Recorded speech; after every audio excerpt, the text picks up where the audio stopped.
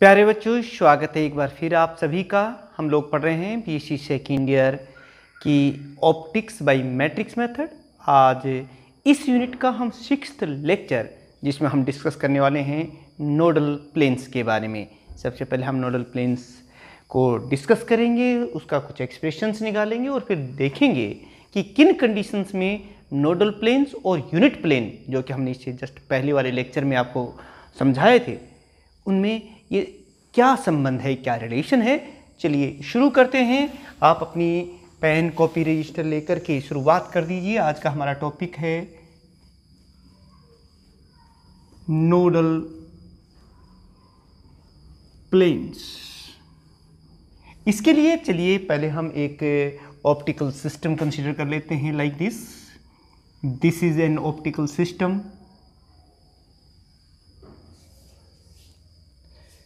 and this is the principal axis of this nodal optical system। अब यहाँ पर आप देखिए कि सपोज कीजिए ये इस प्रिंसिपल एक्सिस पर ये दो पॉइंट्स होते हैं, इन्हें हम नोडल पॉइंट्स कहते हैं अगर इनकी जो एंगुलर मैग्निफिकेशन है वो 1 हो। यानी कि कोई लाइट रे जैसे सपोज कीजिए यहाँ से एंटर कर रही है और ये अल्फा एंगल बना रही है, तो इससे जो निकलने वाली लाइन है ये भी अल्फा ही एंगल बनाती है। इसका मतलब ये हुआ कि ये जो दोनों पॉइंट, एक पॉइंट ये और एक पॉइंट ये दोनों पॉइंट्स दो हैं, ये नोडल पॉइंट्स माने जाते हैं।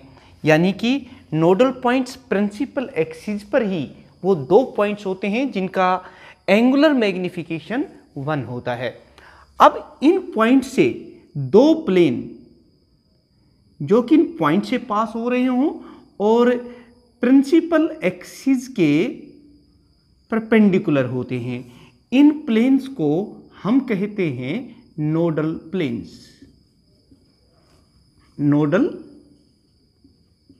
प्लेन्स। अच्छा, ये जरूरी नहीं है कि ये ऑप्टिकल सिस्टम के अंदर ही हो, ऐसे भी होता है। देखिए अगर हम बात करें, ये देखिए discuss, this is the principal axis और आप देख रहे हैं कि ये नोडल पॉइंट्स यहाँ पर भी होते हैं। N1 यहाँ से कोई लाइट रे एंटर कर रही है और ऐसा लगेगा कि ये लाइट रे यहाँ से, ये दूसरा नोडल पॉइंट है, इससे बाहर जा रही है, ये भी अल्फा एंगल है और इनको हम नोडल प्लेन्स कहते हैं। ये नोडल प्लेन्स है। अब हमें नोडल पॉइंट्स की तो डेफिनेशन क्लियर हुई। क्या होते हैं नोडल पॉइंट्स? ये देखिए, 2 points on principal axis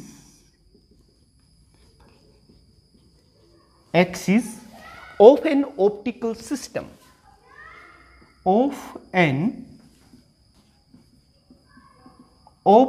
system,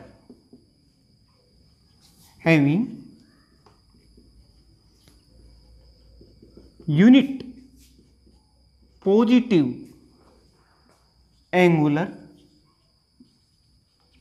magnification are called nodal points।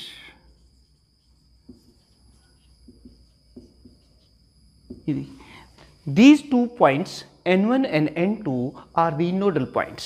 दोनों ही केसेस में ये पहला हमारा नोडल पॉइंट है और यहाँ पर ये दूसरा है। अब देखिए द प्लेन्स, ये दो प्लेन आप देख रहे हैं, passing through these nodal points and perpendicular to the principal axis are called nodal planes. यानी द प्लेन्स, द 2 प्लेन्स, ये देख लीजिए, passing through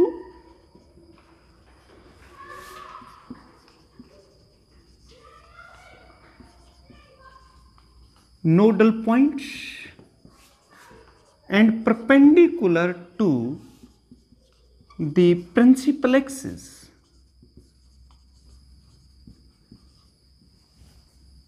are called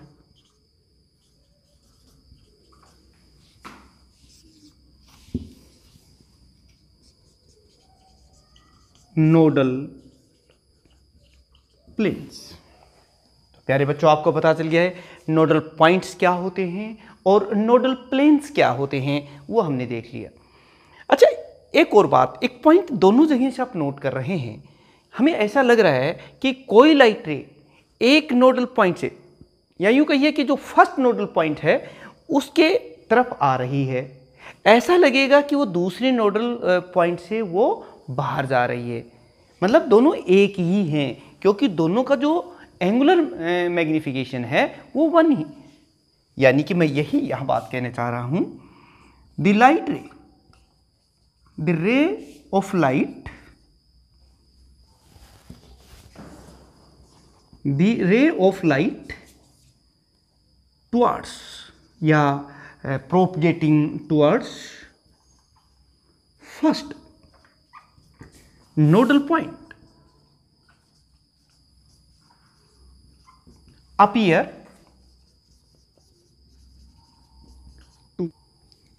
from second nodal point। तो प्यारे बच्चों, अब देखिए, अब हम एक काम कर लेते हैं। मान लेते हैं हम कि ये जो पहला हमारा नोडल प्लेन है ये फर्स्ट रिफ्रैक्टिंग सरफेस से डी एन डिस्टेंस पर है, और जो दूसरा नोडल प्लेन है ये सेकंड रिफ्रैक्टिंग सरफेस से dn2 डिस्टेंस पे है। एंड dn2 यहाँ पर ये लेंगे are the distances of the nodal planes from first and second refracting surface of this optical system. Are the nodal planes और नोडल पॉइंट्स कह सकते हैं from first and second refracting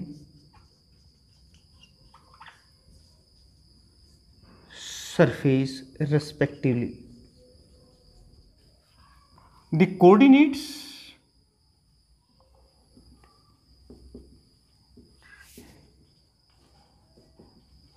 H, इस तरह से हम इसको कोरिलेट कर सकते हैं, λ2 y2, ये देखिए इज इक्वल टू, ये हमारे कोऑर्डिनेट्स हैं इमर्जिंग लाइट रे के, और ये देखिए इसको हम लिखेंगे b plus ADN1 minus A0, ये मैट्रिक्स है, आपको ध्यान होगी। और यहाँ पर हम लिखेंगे C माइनस ADN2, और इस तरीके से λ1 y1, ये मैट्रिक्स है। इसको थोड़ा सा हम सिंप्लीफाई कर सकते हैं इस तरीके से, देखिए कि λ2 इज इक्वल टू, यहाँ से दिस मल्टीप्लाई बाई दिस, यानी कि b प्लस ADN1 इंटू λ1, इसको इससे मल्टीप्लाई किया, यानी इस रो को इस कॉलम से मल्टीप्लाई करना है, और माइनस AY1, ये हो गई है। अब अगर हम एक्सियल पॉइंट की बात करते हैं प्रिंसिपल एक्सिस पर, तो वहाँ पर y1 0 हो जाता है, यानी कि फॉर एक्सियल पॉइंट आप देखिए कि जो एक्सियल पॉइंट है उसके लिए y1 equal to 0। So this equation now becomes here that λ2 is equal to b plus ADN1 into λ1। यहाँ से हम एक बात कर सकते हैं कि 1, इसको मैं लेफ्ट साइड में लेके आ रहा हूँ, आप देख सकते हैं यहाँ पर कि b प्लस ADN1, जो भी साथ साथ आप नोट्स बनाते रहिए। मैं बार बार आपको एक बात बताता हूँ कि हर स्टेप बाय स्टेप हर पॉइंट्स हम यहाँ लेके चल रहे हैं, कहीं आपको अतिरिक्त ज़रूरत नहीं पड़ेगी स्टडी करने के लिए। आप इस वीडियो को बहुत ध्यान से सुनिएगा, देखिएगा, अपने हाथ से अपने नोट्स बनाते रहिए, अपनी पेन कॉपी लेकर के वीडियो देखिएगा। अगर कोई चीज़ नहीं समझ में आती आप फिर पीछे जा कर के देखिएगा। नोट्स भी अगर आपको देखने हैं तो डाउनलोड कर सकते हैं डिस्क्रिप्शन से लिंक लेकर के। लेकिन ये देखिए, अब मैं कह रहा हूँ इसको लेफ्ट साइड में लेके जा रहा हूँ, तो a into DN1 it is equal to lambda 1 divide by lambda 2। ये देखिए लैम्डा 2। अब यहां से देखिए y2, इसमें हम क्या करेंगे, इसमें भी हम इसी तरीके से करेंगे। इसके लिए ये हम रो लेंगे और ये हम कॉलम लेंगे, यानी कि y2 इज इक्वल टू, इससे इसको मल्टीप्लाई करेंगे तो 0 हो जाएगा और इसको इससे करेंगे तो हमारे पास क्या जाएगा, c minus A D N 1 into y1। यहाँ से आप देख सकते हैं कि y2 डिवाइडेड बाई y1 कितना हो जाएगा, it is equal to c minus A D N 1। ये भी हमारे पास इक्वेशन नंबर 2 आ गया। अब यहाँ से देखिए इन दोनों कोऑर्डिनेट्स को लैम्डा 1 और लैम्डा 2 को हमने डिफाइन किया था, वो चीज़ मैं यहाँ लिख देता हूँ। जैसे हम जानते हैं कि lambda 1 is equal to mu tangent alpha 1। If alpha 1 is very very small, तो this equation can be written lambda 1 is equal to mu 1 alpha 1। इसी तरीके से हम देख सकते हैं कि लैम्डा 2 जो है वो म्यू 2 बाई अल्फा 2 हो जाएगा। अच्छा, एक और बात देखिए कि हमने आपको बताया था कि ये जो नोडल पॉइंट्स होते हैं या नोडल प्लेन्स होते हैं, इनका एंगुलर मैग्नीफिकेशन 1 होता है, यानी कि अल्फा 2 और अल्फा 1 ये दोनों ही बराबर होते हैं, इक्वल होते हैं, यानी कि this divided by this must be equal to 1। यही तो होता है एंगुलर मैग्नीफिकेशन।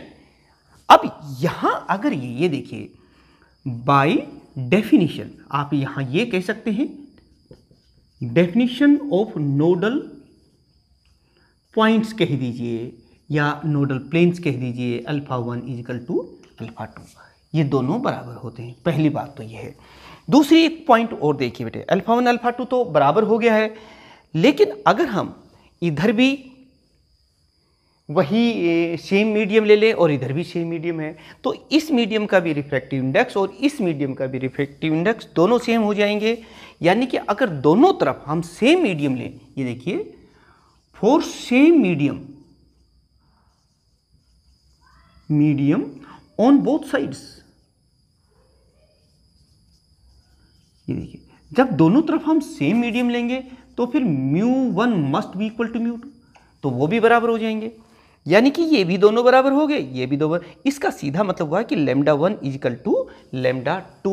मैं वही lambda 1 is equal to lambda 2। प्यारे बच्चों ये देखिए, क्योंकि अल्फा 1 और अल्फा 2 को हमने बराबर कर लिया, because by definition of the nodal planes और nodal points these two angles must be equal, because angular magnification is 1। And if the medium on the both sides is taken same, then the refractive index of these two medium must be equal to. So μ1 is equal to μ2. In this case, we can say that lambda 1 is equal to lambda 2. और जब ये दोनों ही बराबर हो रही हैं, तो यहाँ से देखिए एक पॉइंट तो हमने यहाँ लिया है y2 बाई y1 आपने देखा, और एक ये लैम्डा, यानी कि ये दोनों ही केस, इसका मतलब this is equal to and this is equal to, ये भी 1 के बराबर हो गया क्योंकि लैम्डा 1 लैम्डा 2 दोनों बराबर हैं। तो ये इक्वेशन 1 क्या दे रही है कि ये 1 के बराबर है, और y2 बराबर y1 ये हमने देख ही लिया था, ये भी दोनों बराबर हैं। इसका सीधा मतलब होता है therefore we can say that 1 by b plus ADN1 it is equal to c, ये देखिए ये क्या है, c minus ADN2 it is equal to 1।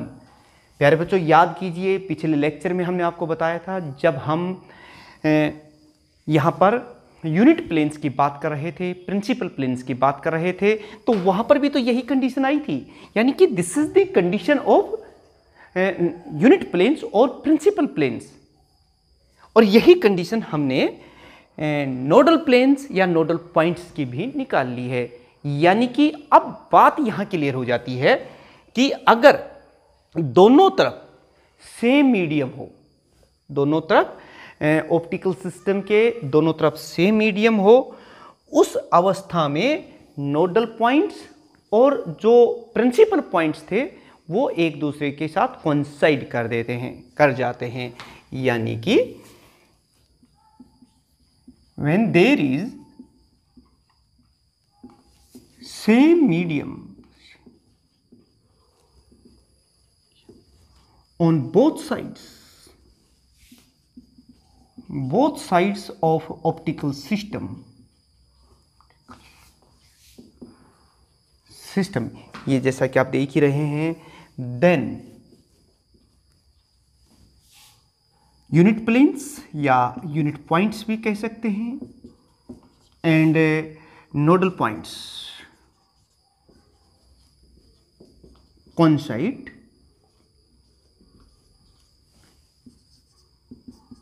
with each other। ये तो हमारे नोडल प्लेन है, फर्स्ट नोडल प्लेन।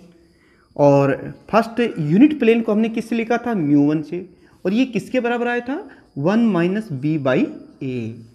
और ये हमने जस्ट पहले लेक्चर में पूरी अच्छी तरीके से यूनिट प्लेन को एक्सप्लेन करते समय बताया था, और ये अप्रोक्सीमेटली किसके बराबर आया था, t/2μ के। ठीक ऐसे ही जो सेकंड हमारा नोडल प्लेन आया है उसको तो हमने n2 कह देते हैं, और जो प्रिंसिपल प्लेन, या यूं कहिए कि यूनिट प्लेन के लिए हम इसको लिखेंगे dμ2, and that will be equal to c-1/a। ये a b c ये जो हैं ये हमारे एलिमेंट्स हैं सिस्टम मैट्रिक्स के, और ये अप्रोक्सीमेटली आया था -t/2μ। तो प्यारे बच्चों, इस तरह से आपने देखा कि किन कंडीशंस में यूनिट प्लेन और नोडल प्लेन एक दूसरे के साथ कोइंसाइड कर सकते हैं, कर जाते हैं।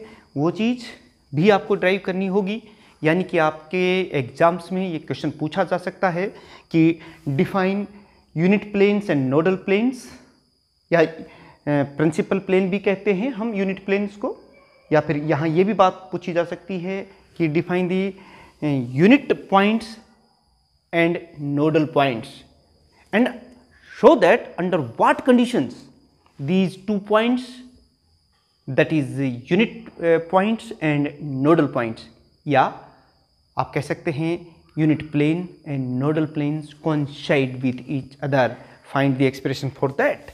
तो यहाँ तक करना है, क्वेश्चन को किसी भी तरीके से घुमाएं कोई फर्क नहीं पड़ता, यानी कि जब कोई कॉन्सेप्ट आपकी समझ में आ जाता है तो आप उस क्वेश्चन के हिसाब से आंसर दे देते हैं, बशर्ते वो पूरा उसका कॉन्सेप्ट क्लियर हो। आपने ये नहीं है कि बस एक बार पढ़ रखा हमने, ऐसे नहीं। जिस तरह से आप लोग देखिए कि कहीं एक जगह से दूसरी जगह हमें जाना हो, अगर आपने उनके सभी रास्ते देख रखे हैं तो कोई फ़र्क नहीं पड़ता कि आपको जहाँ भी पहुँचना है वो वहाँ आप पहुँच ही जाएंगे, क्योंकि आप सब कुछ उस एरिया के बारे में जानते हैं। ऐसे ही जब किसी आर्टिकल के बारे में आप जानते हैं तो चाहे वो बीच की बात पूछ ले, चाहे शुरू से आखिर तक की बात पूछ ले, आप पूरा एग्ज़ाम में बहुत ढंग से लिख के आ पाते हैं और अच्छी स्कोरिंग करते हैं। तो प्यारे बच्चों, ये तमाम पॉइंट्स आपको क्लियर हो गए होंगे। आज का ये लेक्चर में जो भी आपको कहीं डाउट रहा हो, if any suggestions you have then you should comment in comments box. और हमेशा के लिए एक वही बात कि नेक्स्ट लेक्चर को, आने वाले इसी यूनिट का नेक्स्ट लेक्चर है वो भी बहुत ही इम्पोर्टेंट रहने वाला है। उसमें हम लोग देखेंगे कि अगर दो कॉन्वेक्स लेंसेज को कुछ डिस्टेंस पर रखें और उनकी फोकल लेंथ दी हुई हो तो कंबाइंड फोकल लेंथ हम लोग कैसे निकालेंगे, इन्हीं मैट्रिक्स मेथड की सहायता से। इम्पोर्टेंट आर्टिकल रहेगा हमारे एग्जामिनेशन के पॉइंट ऑफ व्यू से, इसलिए आप सब्सक्राइब नहीं किया है। कई बच्चे नहीं करते हैं, देख लेते हैं लेकिन सब्सक्राइब नहीं करते। वो सोचते हैं कि हम लोग क्यों करें, लेकिन वो वंचित रह जाते हैं उस लेक्चर से, या टाइमली वो लेक्चर का नोटिफिकेशन उसको नहीं मिल पाता है क्योंकि उन्होंने बेल आइकन को नहीं दबाया हुआ होता है। और प्यारे बच्चों, ये तो आपका पूरा सिलेबस हमें करवाना है। मिलते हैं नेक्स्ट इम्पोर्टेंट आर्टिकल के साथ। Thank you very much.